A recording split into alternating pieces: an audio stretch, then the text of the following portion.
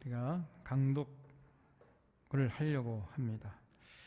그래서 이 요한계시록 오늘은 이제 서론적으로 요한계시록의 역사적인 배경을 조금 알아야 우리가 요한계시록을 잘 이해할 수 있기 때문에 서론적인 몇 마디를 좀 먼저 말씀을 드리려고 해요. 방송실 좀 PPT를 띄워주시기 바랍니다. 여기 보시면은 요한 뭐라고 되어 있습니까? 계시록이죠. 요한 계시록입니다. 묵시록이 아니에요. 옛날에 목사님들은 요한 묵시록 짜잔짜잔 그 아니고 요한 계시록이에요. 계시하고 묵시는 완전히 다릅니다. 좀 이따 말씀드릴 텐데, 그래서 요한 계시록. 다음 슬라이드. 그래서 이 요한 계시록 이거는 아포칼립시스랍니다. 아포칼립시스. 제가 참고로 말씀드리는데요, 제가 신학교 가서 히브리어, 헬라어 A+ 받은 사람이에요. 제가요. 예? 저를 만만히 보면 안 된다 그랬잖아요. 이것도 아포칼립시스 발음을 잘해야 됩니다. 그래서 이 아포칼립시스란 말은 가려져 있던 비밀을 열어서 보여준다, 이런 뜻이에요. 영어로 하면 동사는 reveal이죠. reveal. 명사가 revelation. 그래서 커튼이 이렇게 쳐 있어져요. 커튼이 쳐져 있는 거를 딱 젖혀가지고 그 안에 어떤 내용이 들어있는지를 완벽하게 다 보여준다, 이런 뜻이에요. 그것이 아포칼립시스입니다. 그래서 옛날에 목사님들은 이 요한계시록은 뭐 굉장한 상징과 은유 체계가 있어가지고 아무리 이거는 봐도 모르도록 이렇게 쓴 책이다, 이런 식으로 생각을 했어요. 그게 묵시록이거든요. 알만한 사람은 알고 모르는 만한 사람은 절대로 모르게, 그 공동체 구성원 몇몇 사람들만 알 수 있도록 굉장한 은유 체계, 상징 체계를 섞어서 쓴 책을 묵시문학이라고 하거든요. 근데 이 요한계시록은 묵시문학이 아닙니다. 계시예요, 계시. 모든 사람이 알 수 있도록 완벽하게 이제 하나님이 마지막 때에 되어질 일들을 다 알 수 있도록 쉽게 써놓은 책이 요한계시록이란 말이에요. 다음 슬라이드. 근데 그동안 요한계시록이 인봉된 책으로 남아 있었어요. 우리 오늘날에도 마찬가지입니다. 거의 대부분 목사님들도 요한계시록 모릅니다. 그러니까 이런 틈을 파고 들어가지고 이단들이 장난치는 거예요. 그 신천지의 그 이만이라는 그 말도 안 되는 아주 그 악한 사람이고 무식한 사람이거든요. 성경 전혀 성경이 기록 원 목적대로 볼 수 있는, 미안하지만요, 성경을 조금 제대로 이해하려면 조금 인문학적인 소양이 있어야 됩니다. 이게 이렇게 어려운 책도 아니지만 또 그렇다고 함부로 읽어낼 수 있는 그런 책도 아니에요. 이 이만이라는 사람은 아주 뭐 엉터리 중에 엉터리예요. 그런 사람이 한국교회를 지금 어지럽히고 있는데, 그만큼 한국교회가 결국은 이제 그 사람보다 수준이 낮다는 겁니다. 그런 사람이 엉터리로 말을 하는데 그냥 거기에 다 따라가 버리니 말이에요. 그래서 이 요한계시록은 그동안 인봉된 책으로 남아 있었는데 왜 그렇게 계시록이 어려웠었는가, 그 이유를 한 10가지 정도를 우리가 생각해 볼 수 있는데, 첫 번째는 요한이 그림으로 보고 문자로 기록을 했어요. 요한이 이제 사도 요한이 이 요한계시록을 썼잖아요.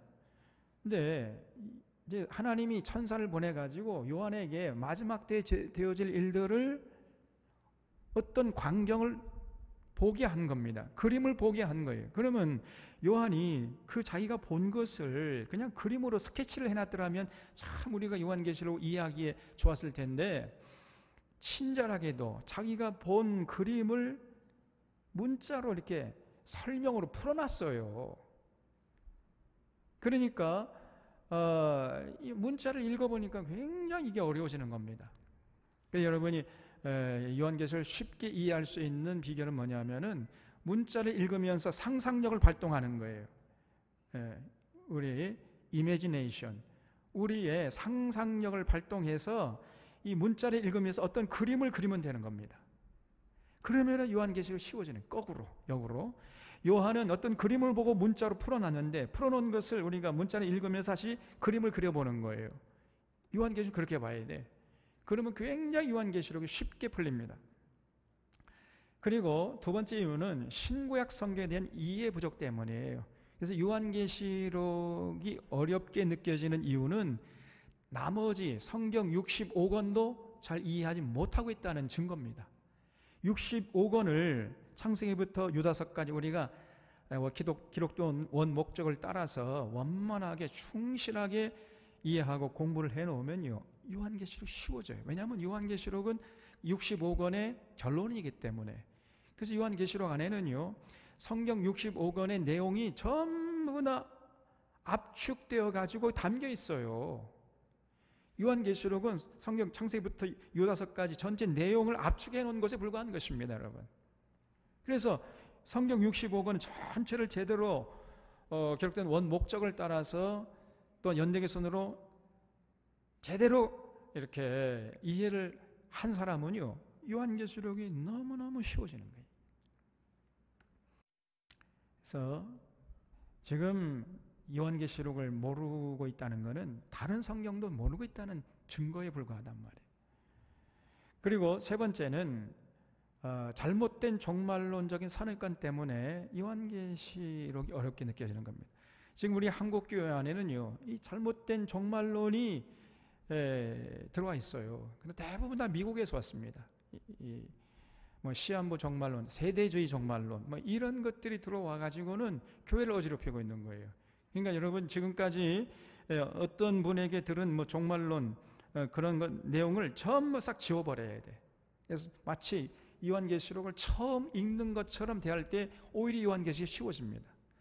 어떤 선입견을 가지고 잘못된 진리를 가지고 요한계시록을 풀려고 하니까 이게 어거지 해석이 되는 것이고, 이게 참 그러니까 어려워지는 거예요. 그래서 지금 한국교회 안에 잘못된 종말론적인 선입관, 이게 문제예요. 모르면 모른다고 해야 되는데 모르면서 아는 척하고 있는 겁니다. 엉터리를 자꾸 해석을 하는 거예요. 그 다음에 과잉 해석으로 본래 의미가 가려진 이유가 있어요. 그래서 요한계시록은 1차적으로 문자대로 해석해야 돼요. 문자. 여기에 굉장한 은유가 있고 막, 그래서 알레고리컬 인터프리테이션 해가지고 막 은유 비유로 풀어야 된다, 막 비유풀이 하자, 막 이건 전부 다 잘못됩니다. 일단 1차적으로는 문자적으로 이해를 하려고 해야 되고요. 또 이제 비유로 풀어야 할 부분도 조금 있기는 있어요. 그래서 문자적으로 이해할 것은 문자적으로 이해를 해야 되는 것이고, 비유로 풀어야 할 내용은 비유로 풀어야, 이게 적재적소의 입장을 달리해서 제대로 풀어야 하는 것입니다. 근데 자꾸만 모든 이 요한계시록을 비유풀이 한다 해가지고 과잉 해석을 하고 해석을 하니까, 해석하면 할수록 요한계시록은 어려워지는 거예요. 그리고 계시와 묵시의 구분을 못하고 해석, 아까 말씀드린 대로 계시라는 것은 가려졌던 것을 다 열어젖혀가지고 완벽하게 알게 보여준다, 이런 뜻이고요. 묵시는 알만한 사람은 알게, 모를만한 사람은 모르게 쓰는 문학적인 양식을 묵시문학이라 그래요. 옛날에 유신 때, 저도 이제 유신 시절 때 대학을 다녔습니다만은, 그때 유신이 뭡니까? 박정희라는 사람이 삼선한 다음에 이제 다 끝나니까 네 번째 또 대통령 해먹겠다는 거예요. 그리고 네 번이 아니라 나는 죽을 때까지 대통령 해먹겠다. 그것이 유신헌법 아닙니까? 총통제. 나는 절대로 대통령 자리 못 내놓겠다. 그것이 유신헌법의 핵심이에요.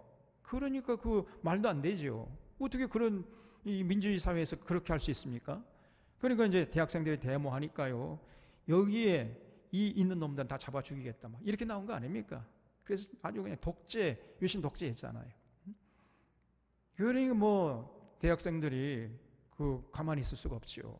그래서 데모를 하고 막 그러니까 이제 이 유신 정부가 결국은 우리가 이 짭새라죠, 짭새.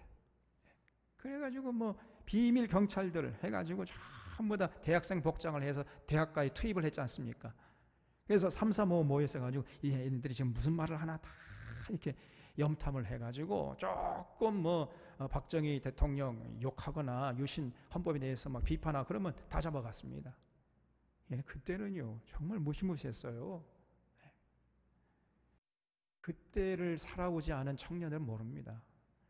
제가 그 남영동 그 근방에서 살았거든요. 제가 그 근방에서 제가 홈그라운드입니다. 거기가 제 홈그라운드. 제가요. 그런데 그 남영동에 그 숙대 앞에 있거든요. 거기에 그렇게 무시무시한 고문, 거기가 고문 본거지 아닙니까? 그런지 몰랐어요. 왜냐하면 겉에는 뭐 다 아름답게 시장을 해놨기 때문에 거길 수십 번, 수천 번 왔다 갔다 하면서도 거기가 그 대공분실은 그렇게 막 사람, 청년들 잡아다가 고문해가 죽이는 그런 장소를 몰랐다니까요. 우리가. 그런 끔찍한 짓을 했습니다. 예. 그 유명한 말이 탁 치니까 억하고 죽었다. 박정철 고문 치사건 아닙니까? 이런 것들이 있어요. 그래서 유신 헌법에 불만 있는 놈들 다 잡아 죽였네. 이런 끔찍한 짓을 했던 것입니다. 근데 교회가요 거기에 대해 한마디도 말을 못했습니다. 오히려 그때 이제 말을 한 사람들이 이제 기장책의 목사들이죠. 용감하게 다 감옥 잡혀가고 막 온갖 고문 당하고 문초 당하고. 근데 그때 한마디도 못하고 오히려 그 유신에 놀아났던 이런 목회자들이 지금 와가지고는 저렇게 광화문에 가가지고 뭐 문재인이 빵갱이라는 뭐 간첩이라는 이런 짓을 하고 있어요. 이놈들이 얼마나 나쁜 놈들입니까? 그럼 불의한 정권에는 굴복해가지고 죽은 어르신 하고 있던 것들이 한마디도 못하는 것들이 이제 와가지고 이 문민정부에 들어서니까 이 민주정부가 들어서니까요 오히려 그 민주정부를 공격하는 것입니다. 정말 사악한 자들이에요.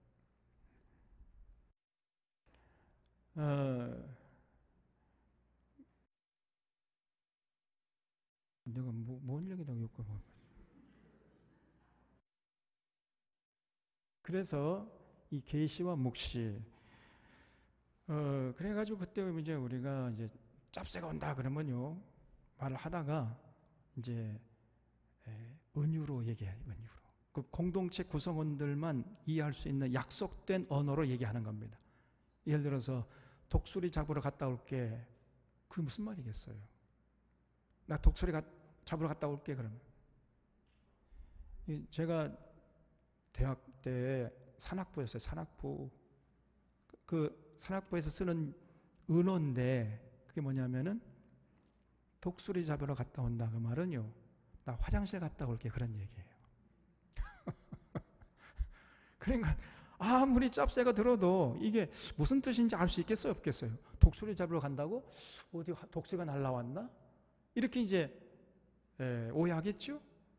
그렇게 그 공동체 약속된 사람들에게만 그 말이 무슨 뜻인지 이해될 수 있도록 상징과 은유 체계를 써서 기록된 문서를 묵시문학이라고 하는 거예요. 묵시.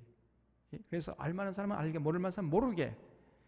근데 계시는 그런 게 아니라니까요. 계시는 모든 사람들이 알 수 있도록 다 보여주는 거예요, 그냥. 그래서 이 요한 계시록인데 요한 묵시록인 줄 알았어요. 이 요한 계시록 안에 굉장한 은유와 상징 체계가 들어 있는 줄 알았습니다. 그렇지 않아요. 요한 계시록입니다. 그래가지고 요한 계시록 뭐 모르는 걸 당연한 줄 알아요.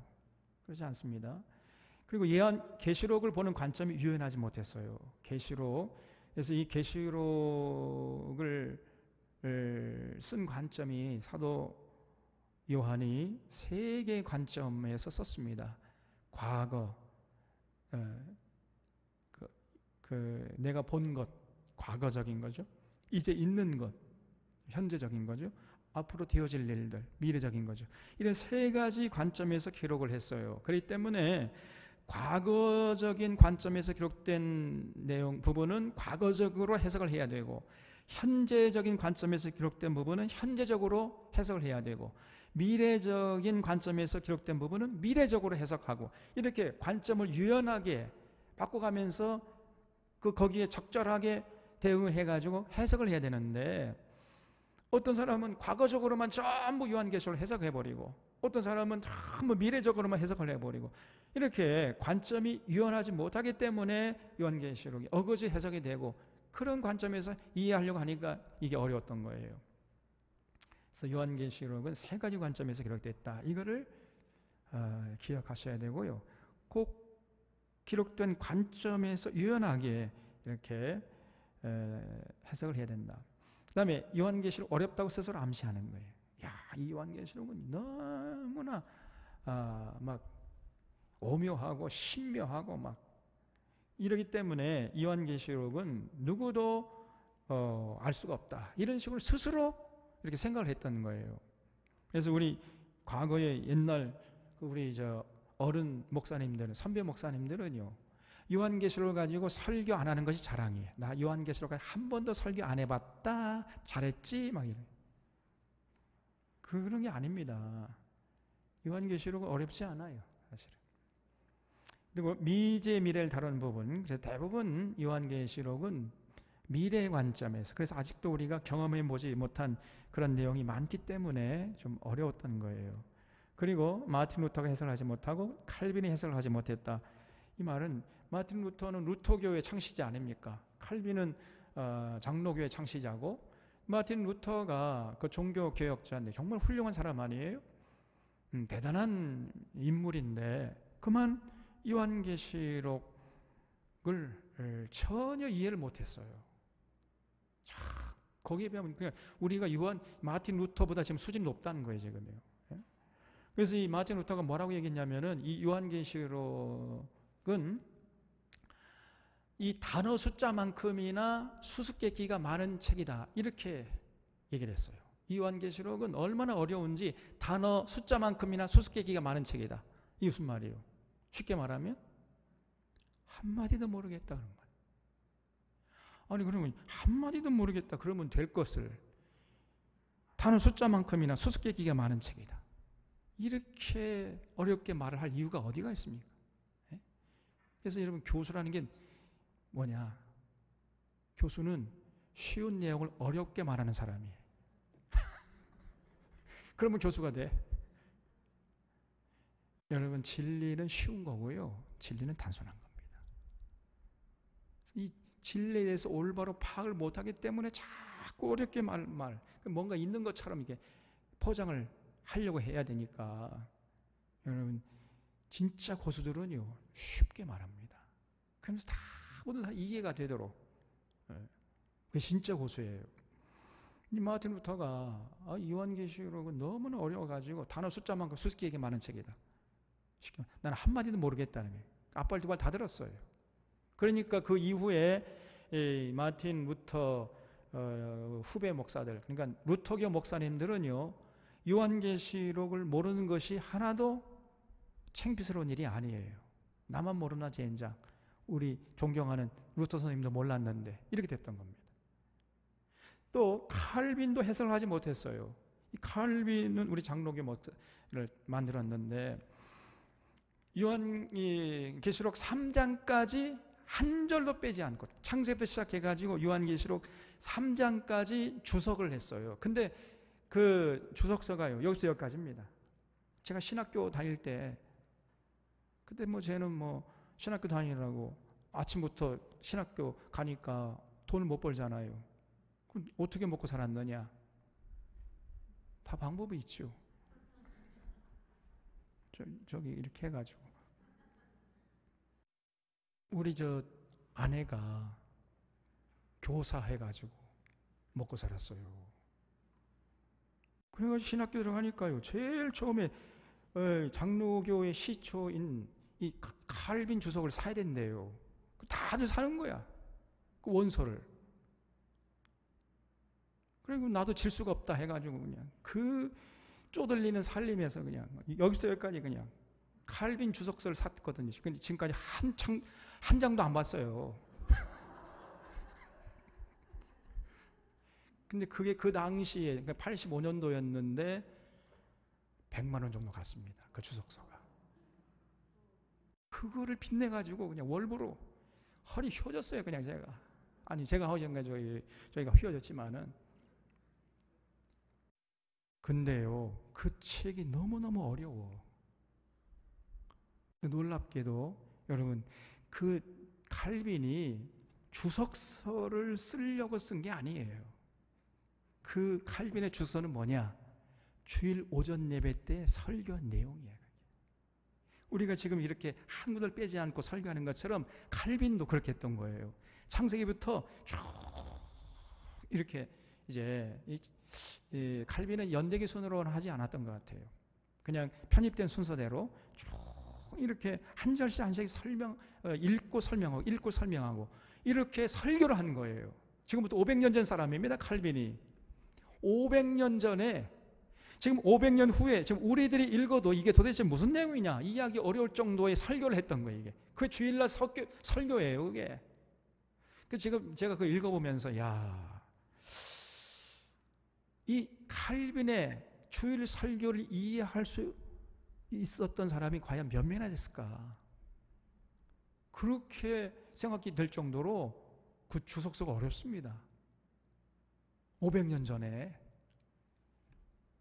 그러니까 여러분, 우리가 지금 한국교회 목사님들이 설교하는 내용의 수준이라는 거, 칼빈의 설교에 비하면요, 이건 너무너무 이게 지적으로 낮은 거예요. 이게 그냥 맨날 잘 된다 목 좋다 그런 얘기나 설교하고 앉아 있으니 그 교인들 전부 다 그냥 문외아로 만든 문외아로. 성령이 임하면 그런 게 아니라 그랬지요. 이성이 냉철하게 작동이 되는 거예요.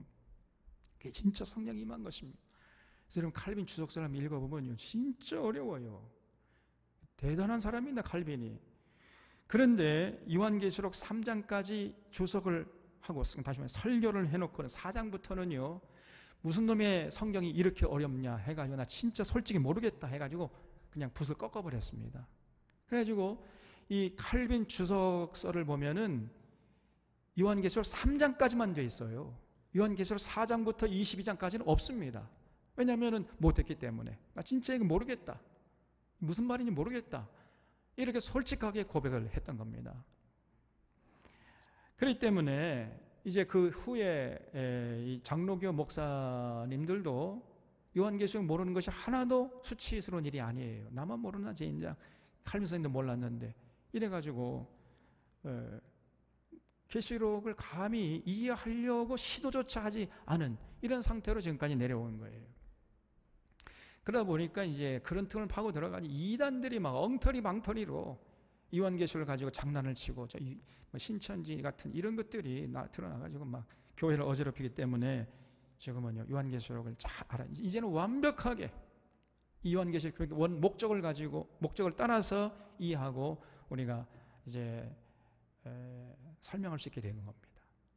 여러분, 그래서 잘 듣고 우리가 잘 100% 우리 것으로 소화시킨 다음에 우리가 다른 사람에게 전할 정도까지 돼야 돼. 그런 수준까지 돼야 됩니다. 자, 다음 슬라이드. 요한계시록을 알아야 하는 이유가 뭐냐? 요한계시록은 새 언약의 핵심이에요. 새 언약을 다른 말로 하면 뭡니까? 신약이죠, 신약. 옛 언약은 뭐요? 구약이죠. 구약 성경의 핵심이 뭐예요? 구약 성경의 핵심은 언젠가 때가 되면 하나님이 메시아 그리스도를 보내주시마, 이 약속의 핵심이죠. 그 신약 성경의 핵심이 뭐예요? 그 메시아가 오셨다는 것이고 그 메시아가 장차 다시 오실 것이다. 그게 된 거 아닙니까?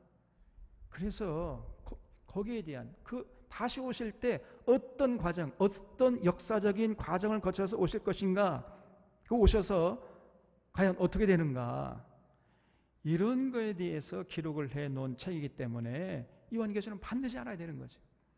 또 이 요한계시록이 성도의 궁극적인 소망을 다루고 있기 때문에 우리의 궁극적인 소망이 뭐예요? 우리 천국에 대한 소망 아닙니까? 천국에 대한 소망, 부활에 대한 소망. 부활할 때 우리가 어떻게 되는가, 또 부활 후에 어떤 이제 삶이 우리 앞에 전개되는가, 천국은 과연 어떤 곳인가, 천국 어떻게 이루어지고 언제 누가 들어가는 것인가, 이런 거에 대한 것이 아니겠습니까? 이런 거에 대한 주제를 다루고 있는 책이 요한계시록이기 때문에 우리 반드시 알아야 돼요. 또 요한계시록은 신구약의 결론입니다. 그래서 만약에 책을 다 공부한 다음에 결론을 모른다면은 이거는 뭐 아무것도 아니죠. 마치 좀 이런 말 해서 조금 죄송스러워요. 식사한 다음 곧바로 화장실 갔다가 그냥 밑도 안 닦고 그냥 나오는 거예요. 뭔가 껄쩍지근하잖아요. 깨름직하고 끝까지 그냥 끝장을 봐야지. 그래서 요한계시록 반드시 올바로 알아야 됩니다. 신구약성의 결론이기 때문에. 또 이단들이 요한계시록을 사람을 속이고 있어요. 이 거짓 선자들이 일어나가지고 수많은 사람들을 잘못되게 이해하게 하고 죽음의 늪으로 끌고 가고 있는 이런 상황이기 때문에 이 요한계시록을 우리가 올바로 반드시 잘 알아야 돼요. 그 다음에 잘못된 종말론이 교회에 만연되어 있습니다. 그러면 세대주의 종말론, 시한부 종말론 이런 것들, 그리고 실현된 종말론. 그래서 이 요한계시록은 과거에 이 로마 식민지 시대 때에 사도 요한이 그 고난당하는 교인들을 위로하기 위해서 이렇게 말씀을 전하는 것이기 때문에 과거적으로 이미 다 이루어진 내용이다, 이런 식으로 이제 설명을 하는 거예요. 그러나 그렇지 않습니다. 과거적인 내용도 있지만 아까 말씀드린 대로 미래적인 내용이 더 많다 그랬잖아요. 잘못된 종말론들이 지금 교회에 만연되어 있습니다. 또 교회가, 우리 장로교, 제가 나온 그 장로의 신학대학, 거기에 그 신학적인 입장도 거의 이제 실현된 종말론 쪽으로 가까워요. 실현 종말론에 가깝습니다. 그래서 이 요한계시록 그냥 과거적으로만 불려가는 거예요. 그 다음에 성도가 세상을 이기기 위해서 반드시 알아야 됩니다. 그래서 앞으로 우리 미래가 어떻게 전개되다가 어떻게 결말을 갖게 되는가, 이거를 이제 알아야 세상을 이길 수 있지 않습니까? 그 다음에 거짓 선자 자꾸 출현하고 있어요. 그래서 자꾸 요한계시록을 가지고 장난을 치는 겁니다. 적그리스도의 출현이 준비되고 있기 때문에, 그래서 우리가 정말 이 분별력이 필요합니다. 그러기 위해서 요한계시록을 잘 알아야 됩니다. 이 적그리스도의 출현이 어떤 과정을 통해서 일어나게 되는가, 그것들을 거의 적그리스도가 누군가, 이런 것들에 대해서도 말씀하고 있기 때문에 요한계시록을 잘 알아야 됩니다. 또 성도들이 세속주의에 다 빠지고 다 졸며 자요. 그냥 신앙생활 안 하는 건 아니지만은 또 한다고 볼 수도 없어요. 하는 것도 아니고 안 하는 것도 아니고 다 그냥 시들시들하고 세속주의에 빠져 있고 말이죠. 지금 교회가 대부분 그렇잖아요. 그래서 이 종말에 대한 걸 분명히 알고 있어야 됩니다. 마지막 때가 가까이 다가왔기 때문에, 자, 이러한 여러 가지 이유로 요한계시록 우리가 반드시 아셔야 돼요. 무엇보다도 신구약 성경 결론이에요. 올바로 우리가 알아야 신앙생활을 올곧게 할 수 있습니다. 다음 슬라이드. 자, 요한 당시에 로마 판도를 보면은 이게 이제 지중해고요, 이게 흑해입니다. 그리고 이제 여기가 이집트고 애굽, 여기가 이제 예루살렘, 팔레스틴 땅이죠. 그다음에 여기가 수리아 안디옥이고, 여기가 이제 지금의 터키 땅인데, 성경에서 여기 터키의 중서부 쪽을 소아시아라고 해요. 소아시아. 아스이아의 준말이거든요. 아스이아. 그래서 아시아가 된 거예요. 어떤 사람은 성경에 아시아가 나오면은 여기 한국, 일본, 중국 그 말한 줄 알아요. 참나. 그게 아니고 아스이아. 아스란 말은 동쪽이란 뜻이에요. 동쪽. 이아란 말은 땅이란 말이에요. 땅. 동쪽에 있는 땅. 어디죠? 아테네. 당시 이제 헬라 시대였기 때문에 아테네를 중심으로 정동쪽에 있는 땅. 여기가 이제 그리스 아테네잖아요. 여기 아테네. 아테네에서 바라봤을 때 정동쪽에 있는 땅. 여기가 아스이아야. 이게 아시아예요. 아시아. 그래서 이 소아시아 7교회에 보낸 편지가 바로 요한계시록이었던 거예요. 당시 여기 이제 그리스가 있고 이 헬라, 이 로마의 통치, 로마 제국주의의 식민지에 있었던 거지요. 다음 슬라이드. 그래서 이 로마의 초기 황제들 보면 아우구스투스, 티베리우스, 칼리큘라, 클라우디우스, 네로, 이 사람이 이제 문제 인물인데 이 네로 때부터 교회를 박해하기 시작한 겁니다. 그래서 이 네로가 54년부터 68년까지 이렇게 재직을 했는데 AD 64년경에 로마에 큰 화재가 났어요. 그러니까 이제 그 정책인 책임이 자기에게 다가오니까 안 되겠다 해가지고 이 기독교인들이 이 로마에 불을 질렀다, 이렇게 그냥 책임을 뒤집어 씌워가지고 그때부터 네로가 교회를 박해하기 시작한 겁니다. 3년 반 동안이나 피비린내는 박해가 이제 몰려온 거예요. 그 1차 박해제 이때가. 그 다음에 이제 갈바, 오토, 비텔리우스, 베스파시아누스, 티투스, 도미티아누스. 이 네로가 이제 68년에 죽으면서 교회에 대한 핍박이 끝났는데, 이거 보세요. 갈바는 이 황제로 즉위한 지 68년 6월 8일 날 즉위해가지고 69년 1월이니까 몇 개월 재위한 겁니까? 6개월밖에 안 해. 6개월. 오토는 69년 1월부터 69년 4월. 에게게 3개월밖에 안 돼. 비텔리우스는 69년 4월부터 69년 12월. 이거는 뭐 한 8개월 정도? 그러니까 이게 무슨 말이냐면은 네로가 죽은 이후에 이 베스파시아누스, 이 사람이 황제로 등극하기까지 굉장히 정치적으로 안정되지 않았다는 거예요. 격변의 때였습니다. 그러니까 교회를 뭐 박해할 그런 어떤 여력도 없었던 거지요. 그래서 이때는 교회가 조금 괜찮아졌었어요. 그러다가 이제 베스파시아누스, 이 사람이 69년 7월에 제위해가지고 79년, 그러니까 거의 10년 정도 황제 노릇한 겁니다. 그래서 이제 정치가 안정되기 시작한 거예요. 이 베스파시아누스가 원래는 로마 군대를 끌고 예루살렘으로 쳐들어온 장본인이에요. 그러다가 이제 이 사람이 원래는 아주 서민 출신이거든요. 서민 출신으로서 처음으로 황제가 된, 그야말로 입지전적인 이 사람이 바로 베스파시아누스 황제입니다. 원래는 아주 우리 같은 그냥 서민 출신이었어요. 그러다가 워낙 막 용맹이 출중하고 지혜가 넘치고 그러니까 원로원에서 야, 지금 저 예루살렘에 출정 나가 있는 베스파시아누스를 황제로 모시자, 이렇게 해가지고 황제로 등극하게 된 거예요. 그래서 이 사람이 이제 황제로 이제 등극하기 위해서 그 예루살렘 그 자리를 떠나면서 그 자기 총사령관 그 직위를 누구에게 몰려줬냐면 자기 아들 티투스에게 몰려줬어요. 티투스. 그래서 이 사람이 이제 AD 70년에 예루살렘 성에 쳐들어가가지고 예루살렘 성벽을 도리에 도난 남기장 전부 무너뜨리고 예루살렘 있는 그 거민들 전부 칼로 죽여버리고 도말하고, 그리고 남은 사람들 잡아가, 쓸만한 사람들 그 다 로마로 잡아가가지고 그 사람들 노예로 부려가지고 원형 경기장을 만들었던 거거든요. 그 지금까지 지금 로마에 남아 있어요. 그걸 뭐라 그러죠? 콜로세움이 지금 남아 있습니다. 그 주인공이 바로 티투스라는 황제예요. 그래서 이 베스파시아누스 아들입니다. 그러다가 이 티투스가 죽고 그 티투스의 동생이 도미티아누스였어요. 이 도미티아누스, 이 베스파시아누스의 또 다른 아들이었습니다. 이 사람이 이제 AD 81년부터 96년 10월까지 이렇게 황제로 제위하는 동안에 제2차 박해를 시작한 거예요. 다음 슬라이드.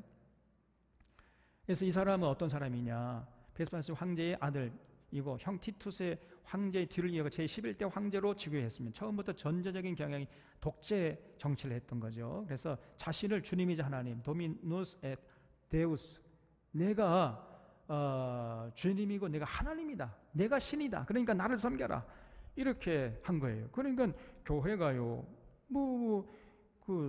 응할 리가 없지요. 그러니까 교회를 미워하고 핍박하기 시작한 겁니다. 그래서 기독교를 박해한 거예요. 그래서 2차 박해가 이제 시작된 겁니다. 7년 동안이나 1차 박해 3년 6개월 동안 피비린 나는 그런 그 고난을 겪어냈는데 조금 실만하다가 또다시 이제 7년 동안 엄청난 박해가 시작된 거예요. 그러한 이제 상황 속에서, 자, 다음 슬라이드.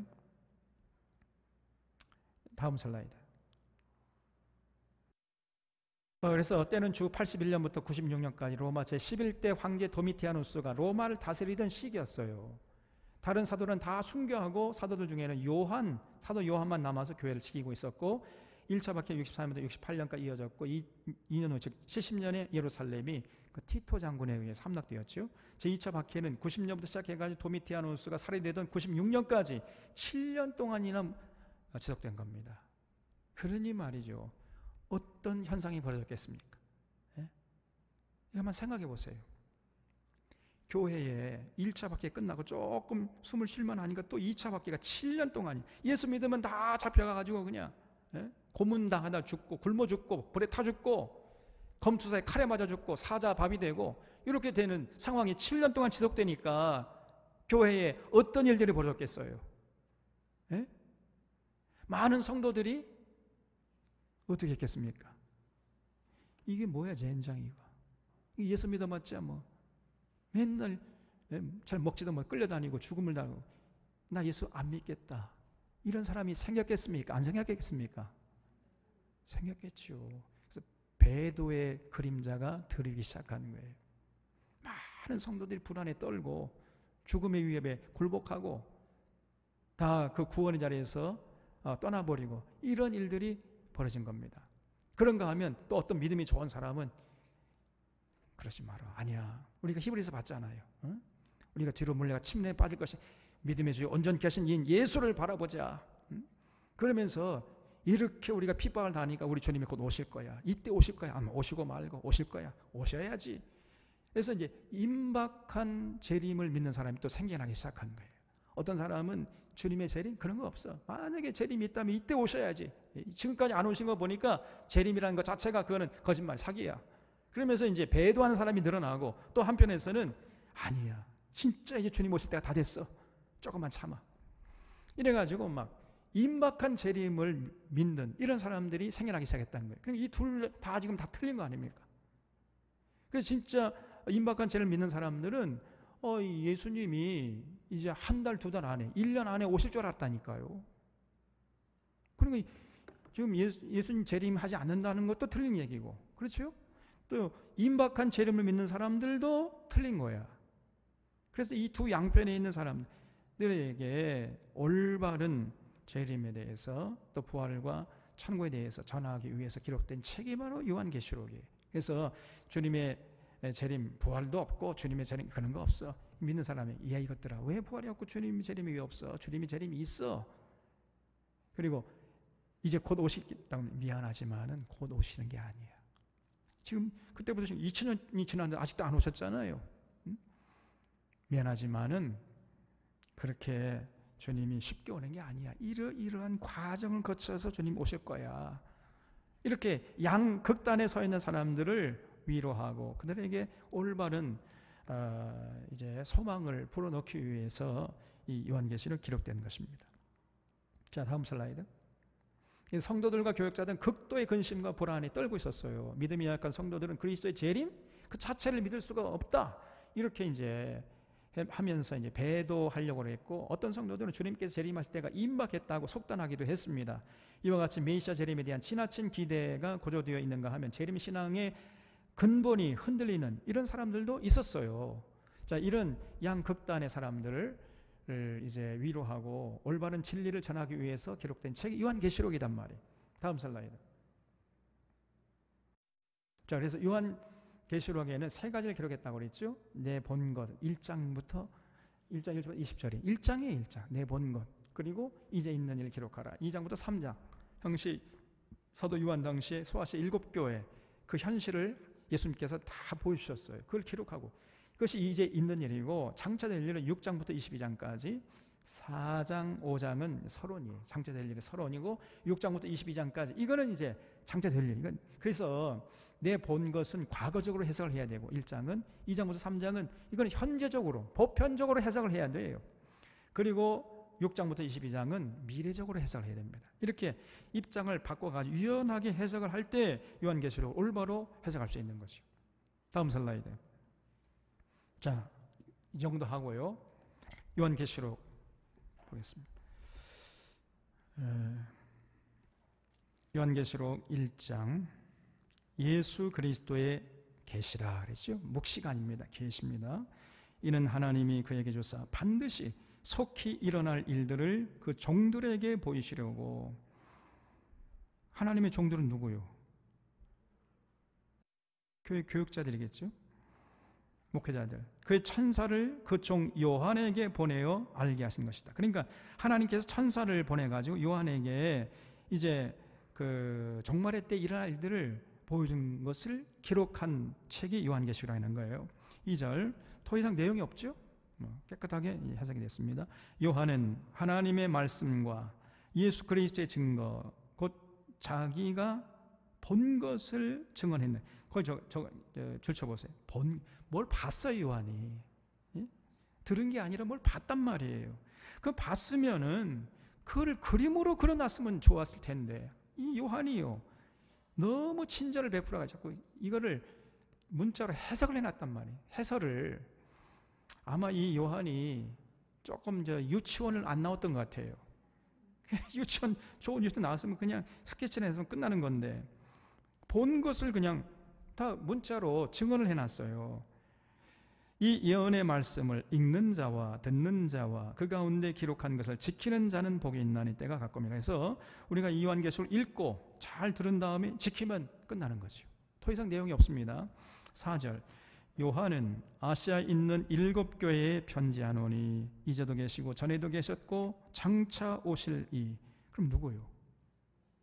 장차 다시 오시면 누굽니까? 예수님이시죠. 그의 보좌 앞에 있는 7 영과, 그러니까 예수님이 앉아 계시는 보좌에 7 영이 있다는 거예요. 7 영. 이 7 영이는 성령을 말하죠. 그래서 예수님이 성령 충만했다, 그런 뜻입니다. 또 충성된 증인으로 죽은 자들 가운데서 먼저 나시고, 예수님이 죽은 자들 가운데 먼저 나셨죠. 부활하셨잖아요. 땅의 임금들의 머리 되신 예수 그리스도. 거기 줄 쳐보세요. 1번이라고. 땅의 임금들의 머리가 되신 예수 그리스도. 거기 줄 쳐보세요. 나중에 다 설명을 드릴 테니까 줄 치시고 1번이라고 적어놓으세요. 은혜와 평강이 너에게 있기를 원하노라. 우리를 사랑하사 그의 피로 우리 죄에서 우리를 해방하시고 그의 아버지 하나님을 위하여 우리를 나라와 제사장으로 삼으신 그에게 영광과 능력의 세세토록 있기를 원하노라. 아멘. 이거 뭐 어려울 게 하나도 없습니다. 여기서 우리를 나라와 제사장으로 삼으신 그에게 할 때 그가 누굽니까? 예? 예수님이죠. 그 예수님에게 영광과 능력을 세세토록 있기를, 영광과 능력이 세세토록 있기를 원한다. 뭐 전혀 어려운 게 없어요. 그 다음에 7절, 볼지어다 그가 구름을 타고 오시리라. 그러면 이 구름이 뭔가? 여기 대해서 이제 해설하는 그 해설이 구름처럼 올라와요. 그래서 여기 구름은 뭡니까? 그냥 하늘에 떠다니는 구름이에요. 그냥 더 이상 의미가 없습니다. 문자 그대로 이걸 이해해야 된다 그랬죠. 이 구름이 뭐냐? 여기에 대해서 여기 걸려가지고 자꾸 해석을 더해요. 왜냐하면 예수님이 구름 타고 오신다니까 과연 구름이 뭘까? 그러면서 그냥 막 해석을 더해. 근데 이런 거 자꾸 해석을 하기 때문에 과잉 해석이 되어가지고 요한계시록이 어려워진다 그랬어요. 여러분 구름을 타고 오신 예수님이 우리 보고 구름 준비하라고 한 겁니까? 준비를 하지 않았지요. 예수님이 그냥 구름을 준비해가지고 스스로 타고 오신대요. 그러니까 그 구름이 진짜 하늘에 떠있는 구름이든지, 예?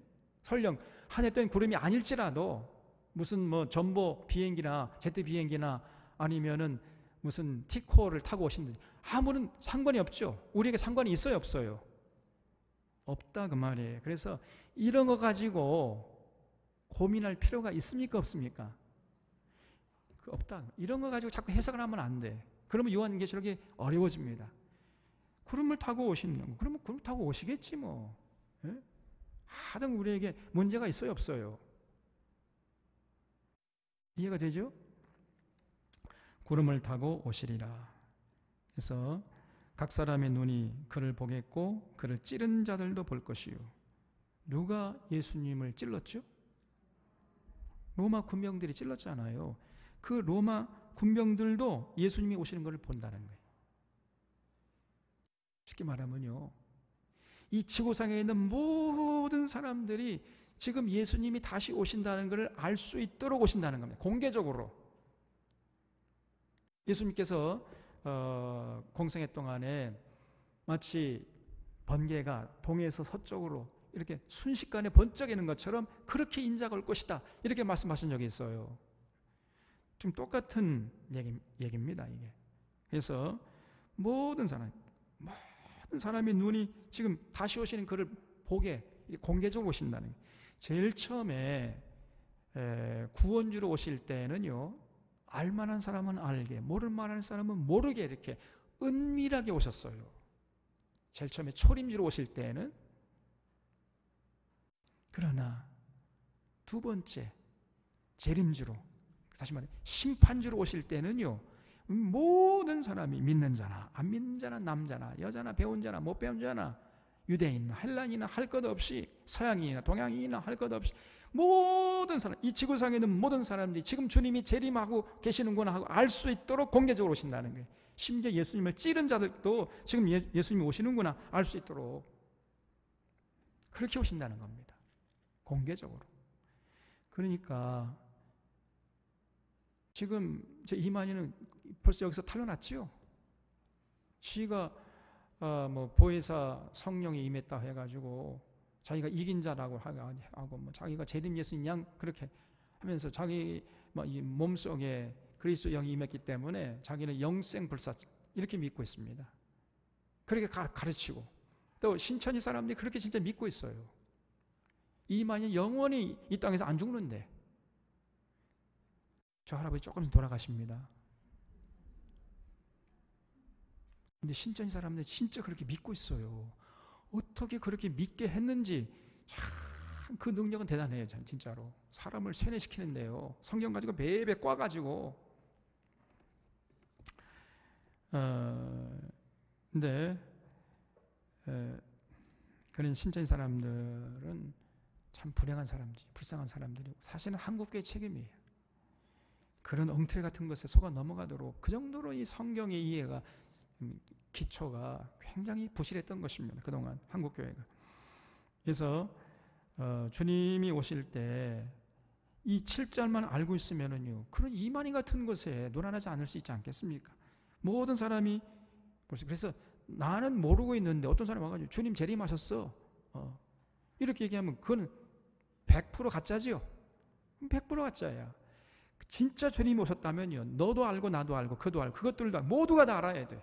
그렇게 오신다는 겁니다. 그래서 땅에 있는 모든 족속이 그로 말미암아 애곡하리니 그러하리라. 아멘. 주 하나님이 이르시되 나는 알파와 오메가라. 이제도 있고 전에도 있었고 장차 올 자요 전능한 자라 하시더라. 거기다 줄쳐 보십시오. 8절 전능한 자라 하시더라.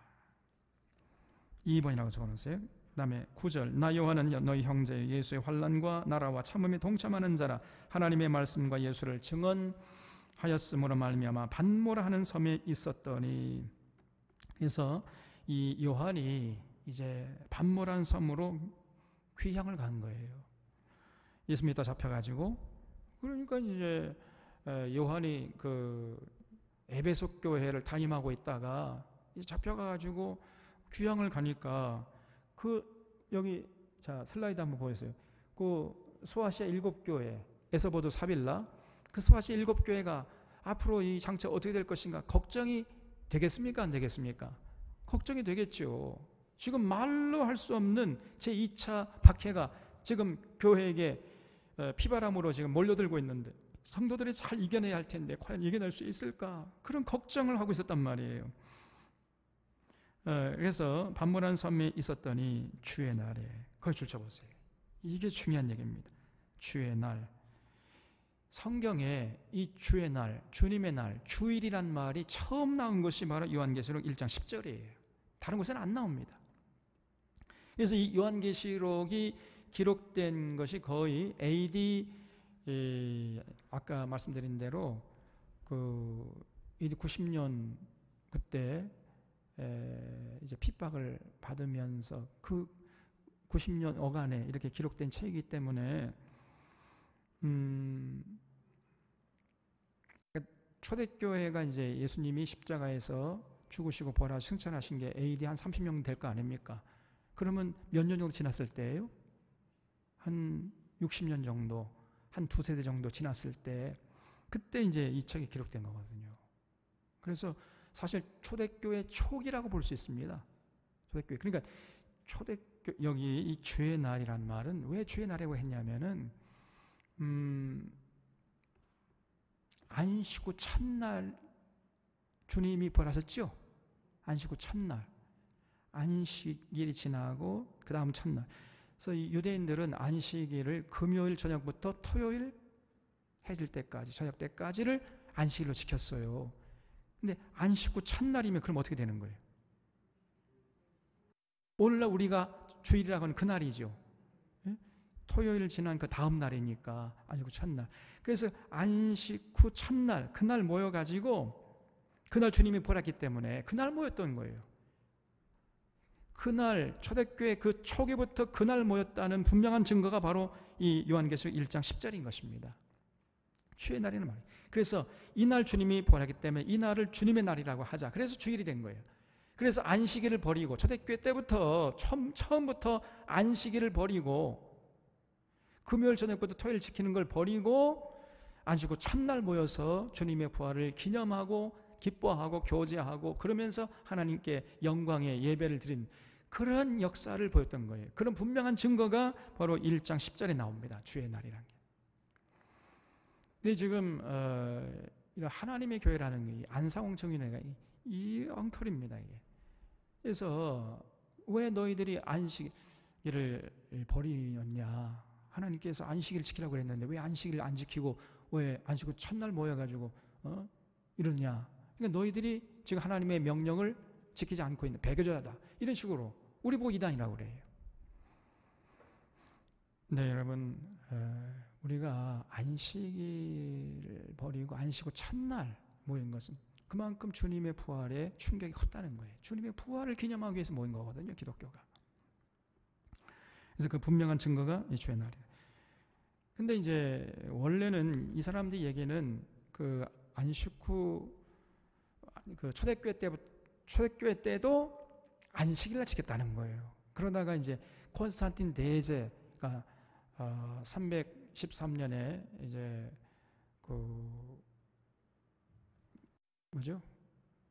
밀라노 칙령을 반포하면서 교회를 더 이상 핍박하지 않겠다. 이렇게 이제 하면서 교회를 절대로 이제 로마 황제가 권력으로 억누르지 않겠다 선포한 것이 밀라노 칙령의 핵심이거든요.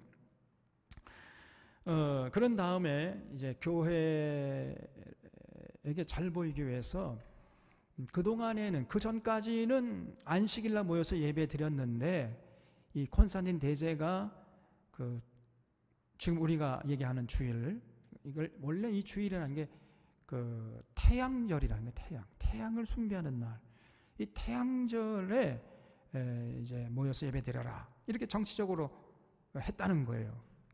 이 안식교 사람들과 그 다음에 이 안상홍 청년 사람들이 그렇게 얘기를 하는 겁니다. 그러면서 우리 보고 지금 안식일을 버린 배교자들이다 이렇게 얘기를 해요. 근데 그 사람들의 말이 거짓말이에요. 왜냐하면은 여기 분명한 증거 요한계시록 1장 10절에 주의 날이 나오잖아요. 초대교회는 처음부터 안식 후 첫날 모여서 예배드린 거예요. 처음에는 안식일날 모여서 예배드리다가 나중에 콘스탄 대제 때부터 그때부터 태양절 그날을 모여가지고 예배드린 게 아니고 무슨 말 이해가 됩니까?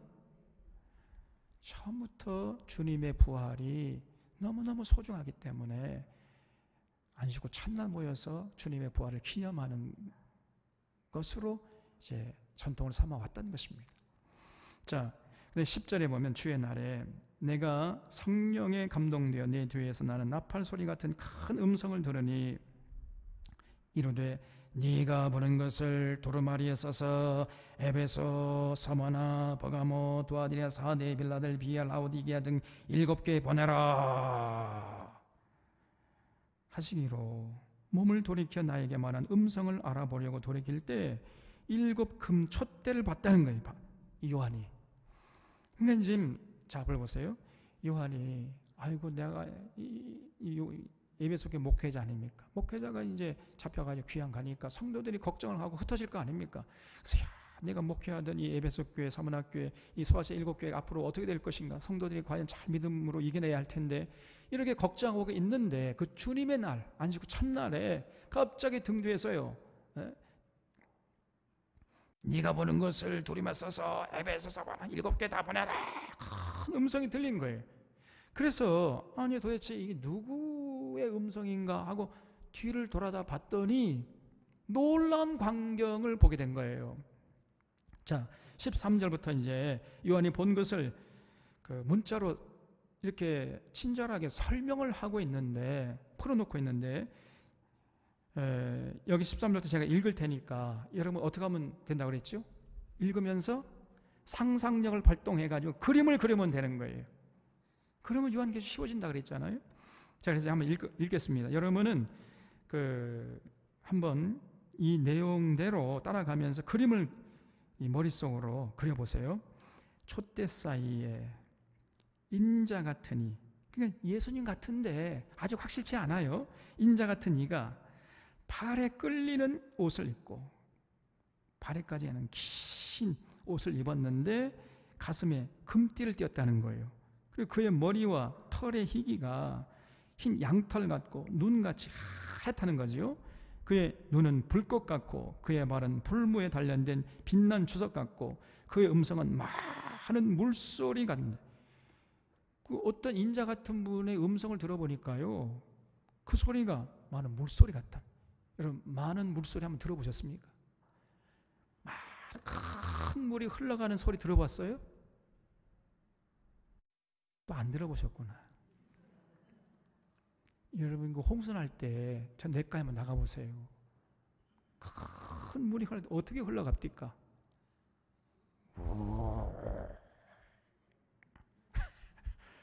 이렇게 흘러가잖아요. 예수, 그러니까 인자 같은 이의 그 음성이 그렇다는 거예요. 큰 많은 물소리 같으며 그의 오른손에 7별이 있고 그의 입에서 좌우에 날선 검이 나오고 그의 얼굴은 해가 힘있게 비치는 것 같더라. 자, 여기까지 머릿속으로 그려보셨습니까? 지금 한번 물을 텐데, 그러면 지금 여기서 묘사하는 주인공의 모습이 초라합니까? 위험이 있는 모습입니까? 분명한 거예요? 그러면 여러분 요한계시록을 너끈히 이해할 수 있습니다. 요한계시록 그렇게 이해하면 돼. 너무너무 쉽죠? 하나도 어렵지 않잖아요. 그래서 이 문자대로 일단은 이해해서 이거를 그림으로 다시 환산해 보면 되는 겁니다. 자, 여기 다시 한번 동영상을 PPT를 보여주세요. 예, 퀴리아케 헤메라의 주의 날, 안식 후 첫날이죠. 이날 주님의 부활을 기념하기 위해서 모여가지고 예배드린 겁니다. 그래서 그날을 주의 날이라 그랬어요. 그 날에, 안식 후 첫날에 이제 저 바다 건너편에 소아시아 7교회가 어떻게 될까 걱정하고 있는데, 다음 슬라이드. 너 보는 것을 책에 써서 7교회 보내라, 이런 큰 음성이 나가지고 이 도대체 누구 음성인가 이렇게 돌아볼 때 사도 요한의 눈에 들어온 광경이 있었단 말이에요. 다음 슬라이드. 그래서 내 본 것이 이제 뭐냐면 7개에 있는 7별과 7금 촛대를 봤어요. 다음 슬라이드. 자, 여기 보니까 이런 광경을 봤어요. 사도 요한이. 인자같이 생긴 분이 이렇게 발에 끌리는 옷을 입어요. 근데 그 옷의 희기가 막 눈처럼 하얘요. 그리고 허리에는 금띠를 띄었고 머리털도 하얗고 그 입에서 이한 검 같은 것이 막 나오고 오른손에 7별을 쥐고 있고 그리고 7금 촛대 사이를 거닐고 있는 인자 같은 분을 봤어요. 그래서 성경 그대로 이렇게 그림화된 겁니다. 이런 모습을 이 요한이 본 겁니다. 더 이상 내용이 있어요, 없어요? 더 이상 내용이 없지요? 다른 식으로 해석하면 틀린 거예요, 이제는. 자, 그래서 다시 이제 돌아와서 17절. 내가 볼 때 그 발 앞에 엎드려 죽은 자 같이 되매. 왜 그 발 앞에 엎드려 죽은 자 같이 됐을까요? 예? 너무 그 위험에 압도돼 가지고 그냥 두려워서 엎드려져 가지고 죽은 자 같이 되어버린 거예요. 여러분, 너무나 큰 영광 앞에 직면하게 되면요, 보통 사람들이요 그냥 엎드려 버립니다. 제가 옛날에 그런 얘기 들었는데, 과거에 그 김대중 대통령 앞에 간 사람 전부 그랬대. 그 앞에만 가면요, 그 뭐라면 아우라?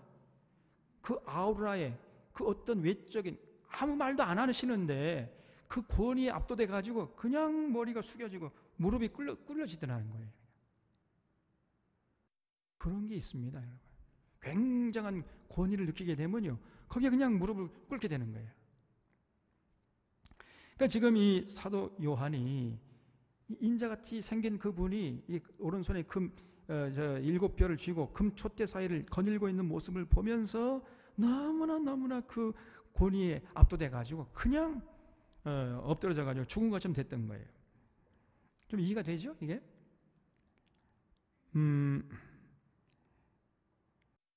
그랬더니 그가 오른손을 내게 얹고 이르시되 두려워하지 말라. 그 뭐예요? 두려워하니까 두려워하지 말라 그래.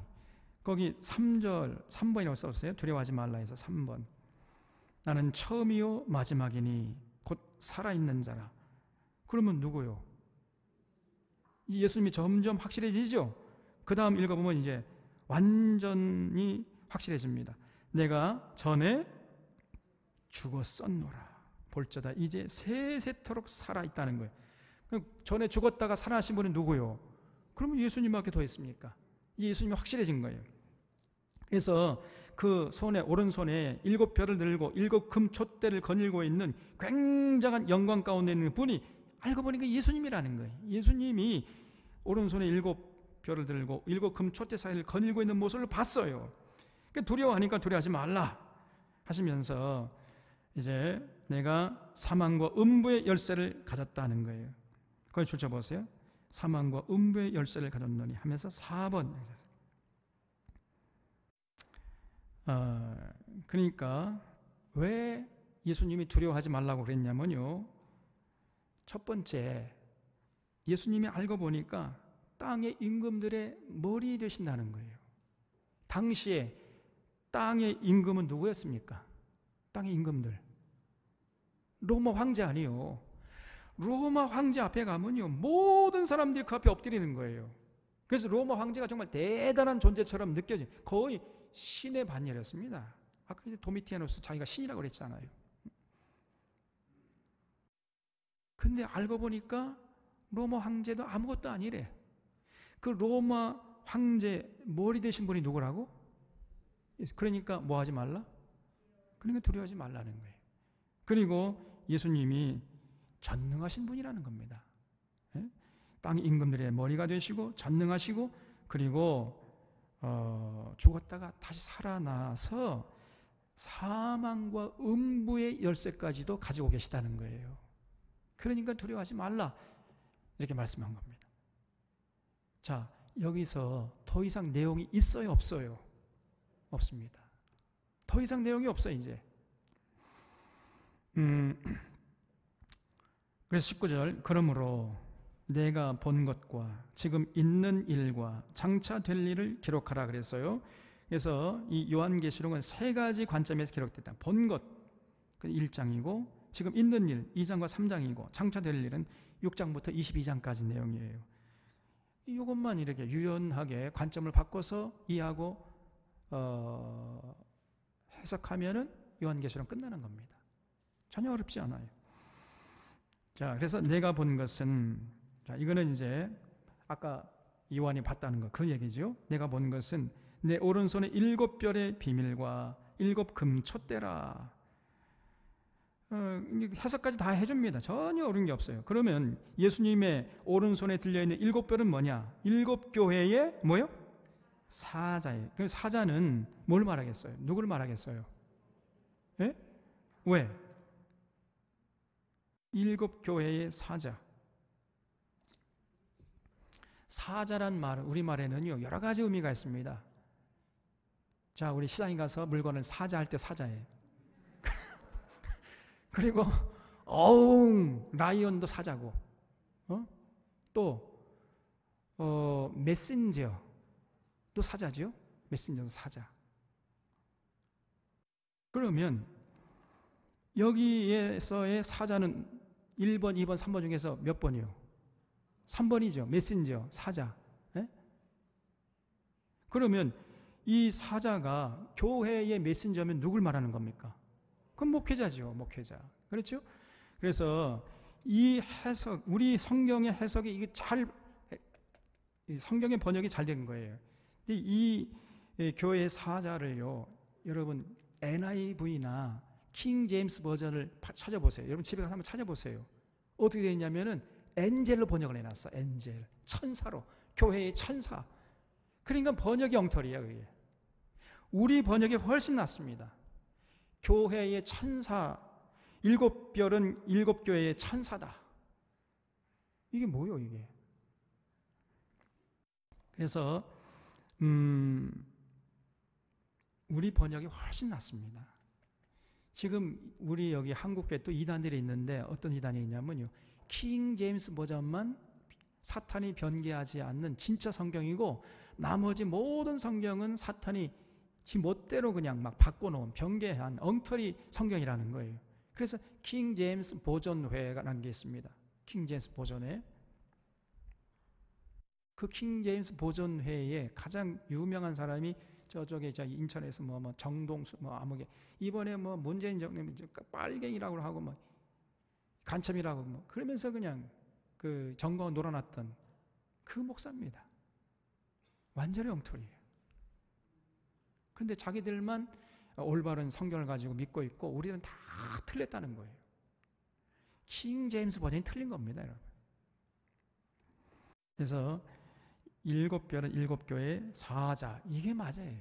그래서 7교회 목회자를 말하는 겁니다. 목회자.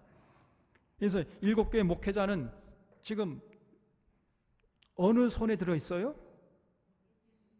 예수님 손에 붙들려 있다는 거예요. 그러니 뭐 하지 말라? 두려워하지 말라는 거예요. 두려워하지 말라. 왜? 예수님이 특별히 7교회 목회자들은 예수님 오른손에 딱 붙들고 계실까요? 왜 그래요? 목사님들이 제일 두려워하니까. 왜 제일 두려웠겠습니까?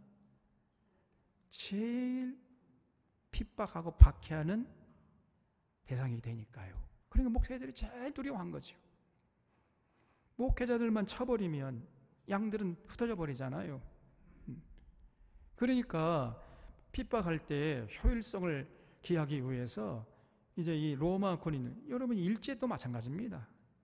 또 공산당들이 내려와가지고도 교회를 무너뜨리려고 할 때 제일 먼저 목회자를 노린 거예요. 목회자를 잡아가고 목회자를 죽여버리면, 목회자 처단하면은 교회는 무너지는 거죠.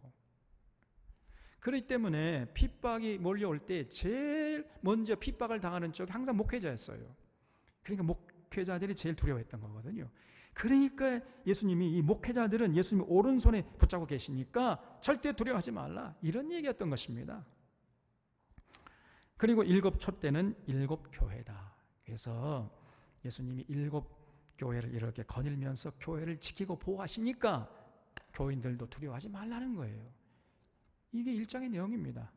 그러니까 1장의 내용을 한마디로 요약하면 뭐가 돼요? 두려워하지 말라는 거예요.